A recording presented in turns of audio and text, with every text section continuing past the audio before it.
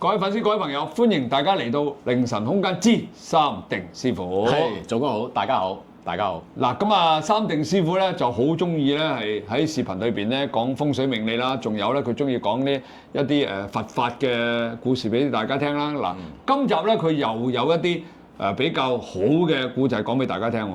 啊，應該唔係故仔，係一啲佛法嘅叫做咩啊？開示啊，唔係叫開示。十法界，我叫十法界。嗯。法係法律個法，界係世界個界，世界個界。嗯，十法界。好啦，咁你請開始啊。咁未講呢件事之前啦，咁到呢個片嘅後端咧，亦都會解答一啲粉絲嘅問題嘅。好。咁同埋我都非常之多謝感恩啊！我之前嗰集講風水嗰集咧，係超過1萬個瀏覽。咁快啊？係一個禮拜。係好多謝，多謝大家。好犀利啊！多謝大家。好啦，咁繼續。好啦，咁依家講十法界啦。咁十法界嘅含義啦，喺佛教嘅術語入邊咧，10種生命嘅境界同埋層次嘅。10種生命，好。係啦，咁啊分別咧為四聖同埋六凡。咁六凡咧就係六道輪迴入邊啦。四聖同六凡。係啦，咁四聖咧分4種等級嘅。係。咁咧我簡略去講啦。咁聲聞啦。聲聞咧，其實就係阿羅漢嘅。聲聞，聲音個聲，係啦。聽聞個聞，係啦。聲聞，阿羅漢，係羅漢嚟㗎。係啊，羅漢。咁其實好似南傳佛教啦，咁佢哋係小乘佛教啦。唔係佢哋係最高係修到阿羅漢嘅，係超脫咗六道輪迴㗎，可以。哦，明白。係啦，譬如修佛啦、密宗啊，或者係漢傳佛教，佢哋最高成佛噶嘛，咁佢哋係最高嗰個級別咯。咁依家我慢慢去解釋翻。好嚇。咁聲聞啦，跟住就係緣覺啦。緣覺。清。各位粉絲、各位朋友喺呢度隆重宣佈，嚟緊嘅4月28號上晝7點鐘喺 YouTube， 我哋有一個新頻道叫做武德壇，係武術個武，德行個德，佛壇個壇。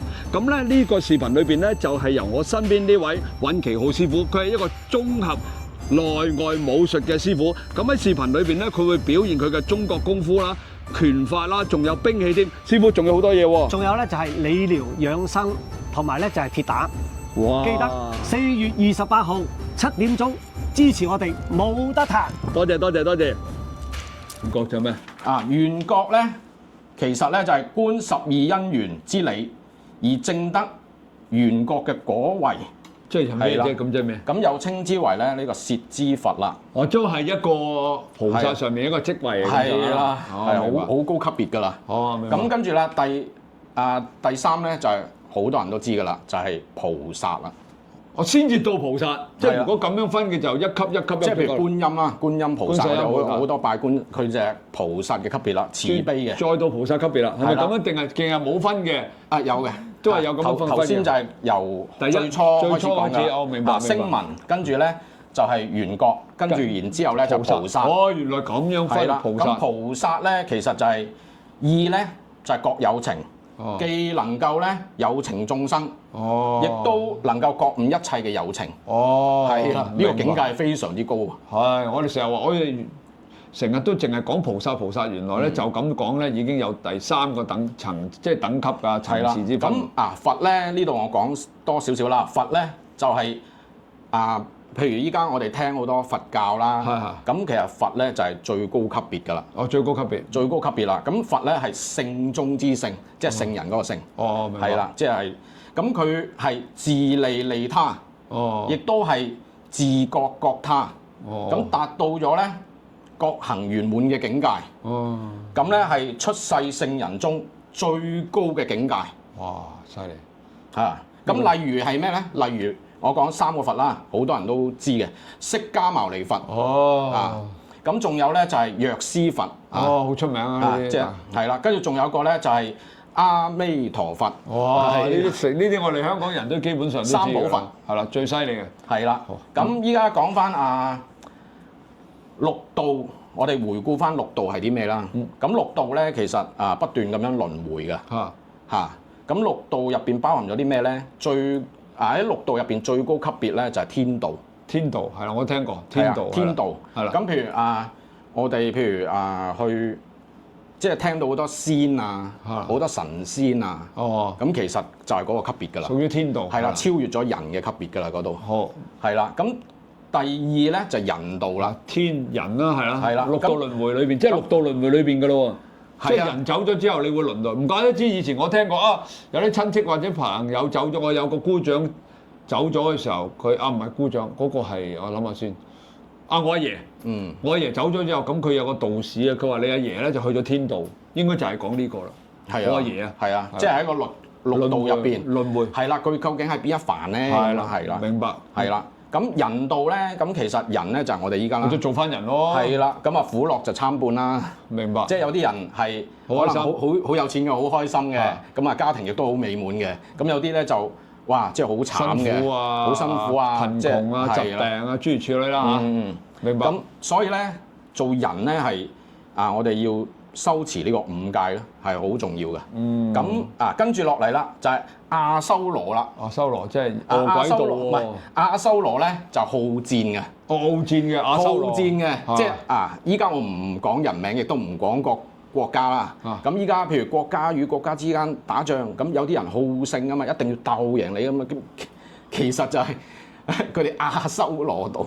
哦，係啊，即係好要贏嘅，要經常去戰勝對方嘅。麻鬼煩嘅。係啊，真係麻鬼煩。咁有一個道咧叫畜生道嘅。明白啦。畜生道咧就係弱肉強食嘅世界啦。動物咯。同埋咧，亦都非呢個理性主導嘅世界嘅。唔到佢話事嘅。唔到佢話事嘅。係啦，呢個都係啦。跟住仲有個咧餓鬼道啦。咁餓鬼道咧就係永遠無法滿足慾望嘅黑洞。哇，咁犀利！我以為好肚餓嘅鬼添，原來唔係嘅。所以咧譬如餓鬼道咧，我哋真係要學啲咩咧？係學習呢個斷捨離啦，學習呢個知足常樂啦，廣修供養嘅。哇！真係。係啊。有啲心啊，開始。咁最差、最多人都唔想去嘅一個範疇啦，即係一個道啦。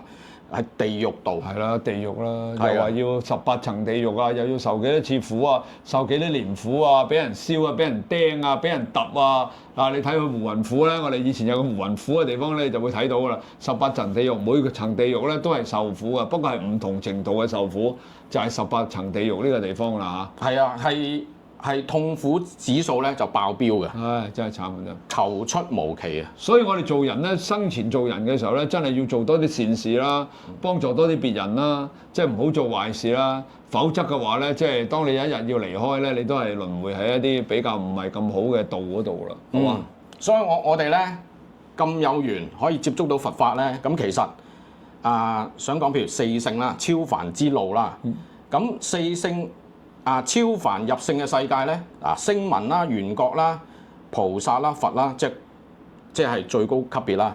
咁其實修呢個菩提涅槃之道咧，呢念心咧其實由污染轉為清淨，由相對達到絕對，係啦，由凡提升為聖。哇！呢啲好深啊！呢啲大佬，呢啲要不停咁樣修練㗎啦。呢啲肯定我諗去到一啲高僧啊嗰啲，可能都有機會嘅。我哋凡夫俗子就呢世都唔會㗎啦。係啊，所以我哋有緣啦，去接觸到呢啲知識或者智慧嘅時候咧，我哋不妨咧去親近多啲啦，親近多啲去參透下。好似我琴日參加咗呢個西藏嘅藏傳佛教呢個叫做咩啊？火供煙施法會啦，即係盡量有時間咁咪抽啲時間去做一啲祈福法會啊，諸如此類咯，係嘛？咁我頭先咧分享嗰啲內容啦，咁其實咧都係普光精舍咁我去禪修學習嘅內容嚟嘅，咁都要講翻個根源喺邊。明白。咁咧跟住咧有一樣嘢咧係呢個分享幾好嘅，就係心念嘅力量能夠咧改寫人生嘅劇本啊！咁咧呢個關於咩咧？起心動念嘅一個秘密。咁我哋一心生十法界。咁十法界咧悟離當前呢一念心咧，悟者為聖，迷者為梵。係啦，即係覺悟咧就可以入聖嘅。咁迷者咧，迷失就係梵啦。凡係咩意思？邊個凡啊？呢個凡係啦，哦凡人個凡，即係六道入邊。係啦，明白。咁我哋咧其實可以點樣做咧？我哋每起一念，即落一道。若果咧，我哋時時刻注意自己嘅起心動念咧，從善如流，就能夠越嚟越光明嘅。即係我哋諗嘢咧，要樣都要諗善嘅，即係對人善，對各方面都善。咁每日咧20分鐘靜心，覺察自己嘅呼吸，安住此刻嘅心，即係等於好似打坐咁。係啦。明白。咁咧轉念嘅練習，咁咧從善如流啦。頭先講咗啦，培養十善，遠離十惡。係啊。呢個咧嗱，雖然咧簡單啲咁講咗，用咗10分鐘講啦，不過我哋要參透咧都要用一段時間諗啊。不過唔緊要啊，你哋如果有問題咧，就可以留言喺留言區再問阿三定師傅。好啦，而家到咗答粉絲問題嘅時候啦。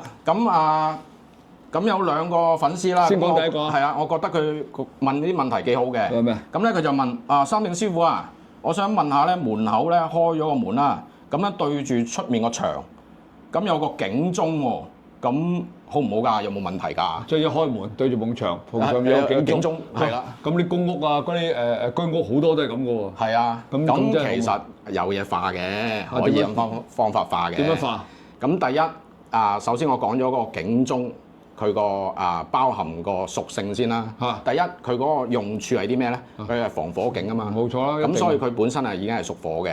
再加埋佢係紅色㗎，通常都係紅色㗎。一定係紅色。係啦，佢雖然係圓形啫，咁但係佢係紅色啊嘛。咁點化？咁佢係屬火啦。咁火咧，咁對入氣位，即係我哋個門口啦。即係因為入氣位，如果你有啲火，即係我上次講咗係，譬如廚房啊，你對咗廚房都唔好咩，因為有火啊嘛。咁你啲金入到嚟，都係會化咗，會冇咁多錢流，即係嗰啲財氣入到嚟啊嘛。咁應該點化？咁我哋個門咧可以咁嘅，我哋門咧可以一係將佢咧貼啦，或者係油啦。咁油黑色或者係藍色，因為佢哋屬水嘅，黑同藍都係屬水。火就揾啲水，火水。係啦，如果有啲人你呢樣嘢咧，你就要問翻專業嘅人士啦，即係問翻我究竟個起忌神係咩啦？即係如果佢五行入邊，我係忌水嘅，咁你個門咁樣裝緊，對自己都不利㗎嘛。仲衰。係啦，咁所以咧仲有個嘅減弱佢嘅，就係用啡色或者係橙色啦。即係嗰道門。係啦，因為屬土嘅呢啲顏色都係。咁咧就將嗰啲火咧就泄佢道氣，等佢冇咁影響得大。咁我連塊海報或者公仔啊咁樣係咁顏色得唔得啊？淨色啦，掛喺個門口度，淨色，即係向翻住佢咁咯。係啦，即係喺門度咁樣貼啦。咁啊易好多。係啦。OK。咁好啦，咁第二個問題係咩啊？第二個問題咧，咁佢就係話你好啊，想問下本人住喺村屋嘅地下，咁通常咧用花園嘅玻璃大趟門入屋嘅。咁咧喺花園並有兩個門嘅，一個係前門，一個係後門。係啊。咁每次咧，佢喺屋企嗰度出去花園咧，就再入翻嚟啦。咁都係唔係由正門嗰度入嘅。咁如果咁樣計風水嚟講，咁應該係點樣為之正確咧？即係佢嘅意思就話，即係點樣去計？邊道門係啱啦？計邊道門？計呢道門定計嗰道門？其實咧，因為我以前咧睇過一啲即係一啲比較大嘅單位啦。咁其實佢哋都係兩個物業打通嘅，咁有兩道門嘅。咁喺國內咧，有啲咧就係上下層打通嘅，有上下層都有門嘅。係咁我哋咧係以點樣去計咧？就係計你經常入去嗰道門計嘅。我成日都出入嗰道門。係啦，以嗰度嚟計嘅。明白。咁如果你透過一啲專業嘅人士，譬如風水師啦，專業嘅，跟住佢幫你 check 咗，譬如我上次喺國內睇嗰單風水咁啦，咁譬如上面嗰層同埋下面嗰層，因為佢有樓層啊嘛，咁佢室號係一樣噶嘛，咁我 check 完之後，其實你喺下面嗰層做正門好啲喎，咁我就即係話翻俾佢聽，由呢度入去好啲啦，就計呢度啦，總之入去又係呢度，即係點樣去計算咧？就係由經常使用嗰道門嚟計算嘅。即係你總之好似佢呢個 case 咁，就唔係用平時嗰條大門啦，用佢成日出入嗰道門。係啦，譬如我頭先講嗰個單位啦。一邊係左，一邊係右嘅，咁係計咩咧？就計佢一個 A 一個 B 啊嘛。咁我就係計 A 同 B 邊個好啲啦。咁我就用嗰個門嚟做佢經常入嘅門係比較好啲啦。呢個就經過你猜測啫，即係拎過你睇過要計算嘅。但係如果冇嘅話，你咪聽下三定師傅講。要揾啲專業嘅人士啦。一來啦，佢冇嘅，咁就要換句話講，就係揾一個你自己成日出入嘅門咯。即係譬如有啲人係去計算你嗰個方位啊，或者去計算你嗰啲各方面嘅五行啊，咁樣去計咯。係啦，一般就係咁樣。當然啦，你如果深究嘅，你梗係要請師傅睇啦。係啦，係咪？呢個就只不過就解答咗咧。呢個粉絲咧叫做依忽張啊，7761啊，依忽張。係啊。頭先嗰個咧就叫做OCT 2025 TCE 啊，頭先嗰個問題。咁啊解答咗呢兩個問題啊！往後都好啊，我哋往後每一集都試下解答一兩個粉絲嘅問題啊。咁啲粉絲有問題啊，聽咗阿三定師傅講，無論佛法嗰方面啊，又或者風水命理啊，或者測字啊，或者改名都好啊，你哋都可以留言問翻三定師傅。咁我哋每一集咧就揾兩位出嚟，就去解答你嘅問題。咁好啊？好啊！好，一於係咁啊！嗱，呢集好感謝阿三定師傅咧，就為大家講咗呢個叫做咩啊？十法界，咁啊大家記住啦，我哋呢度係凌晨空間之三定師傅啊，記住點讚、收藏、轉發、撳個鐘仔，記住撳訂閱啊，鐘仔嗰度就係撳一下訂閱啦，唔該，好啦，呢集到呢度啦，我哋同粉絲講拜拜，好，拜拜。